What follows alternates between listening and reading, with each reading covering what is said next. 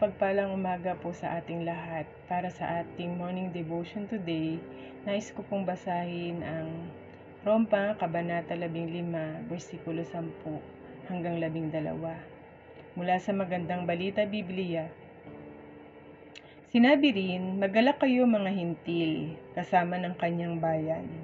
At muling sinabi, "Magpuri kayo sa Panginoon, kayong mga hintil. Lahat ng bansa ay magpuri sa Kanya." Sinabi pa ni Isaias, "May isisilang na angka ni Jesse upang maghari sa mga hintil. Siya ang kanilang magiging pag-asa."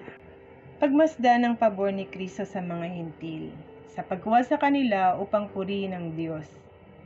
Ang gawain ng simbahan sa lupa at ang kabayaran sa langit. Ang isang disenyo ni Kristo ay na ang mga hintil ay maaaring magbalik loob din upang sila ay maging isa sa mga Hudyo. Isang magandang dahilan kung bakit hindi nila dapat isipin ang mas masahol pa sa sinumang Kristiyano dahil siya ay dating isang hintil. Sapagkat tinanggap niya si Kristo. Inaanyayahan niya ang mga hintil at tinatanggap sila.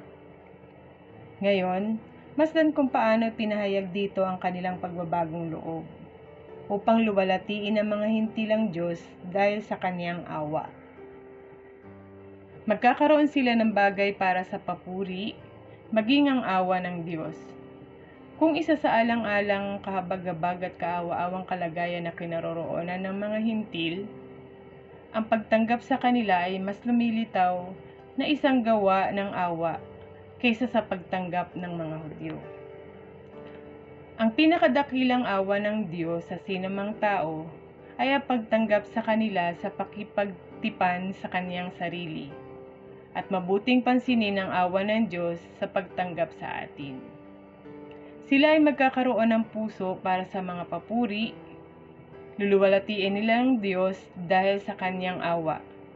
Ang mga hindi nagbalik loob na makasalanan ay walang ginagawa upang luwalatiin ang Diyos. Sinadya ng Diyos na umani ng isang ani ng kaluwalhatian mula sa mga hintil, na napakatagal nang ginagawang kahihiyan ng kanyang kaluwalhatian. Ang katuparan ng mga banal na kasulatan dito, ang pabor ng Diyos sa mga hintil ay hindi lamang habag kundi katotohanan. Bagamat walang mga pangakong tuwirang ibinigay sa kanila tulad ng mga Hudyo, gayunman mayroong maraming mga propesiya hinggil sa kanila na nauugnay sa pagkatawag sa kanila. At bilang kinatawan sa kanila ng simbahan, na halos lahat ng mga Hudyo ay hindi nahikayat sa paniwalaan ng Diyos. Kaya sa pamamagitan ng pagbabalik sa kanila sa lumang tipan, nagsusumikap siya upang sa gayon ay ipagkasundo ang magkasalungat na lahi.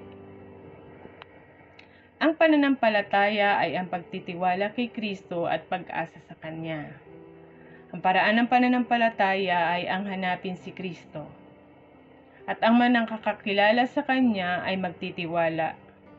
O ang naghahanap pa nito sa Kanya ay ang epekto ng pagtitiwala sa Kanya. Hinahanap siya sa pamamagitan ng panalangin at alinsunod sa mga pagsusumikap. Hindi natin kailanman hahanapin si Kristo hanggat hindi tayo nagtitiwala sa Kanya.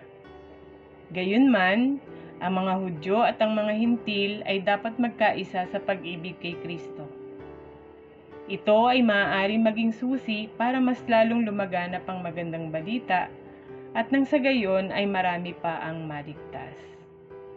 Pagpalain po tayo ng ating Panginoon, manatili po sa atin ang kagalakan ng paglilingkod sa Kanya.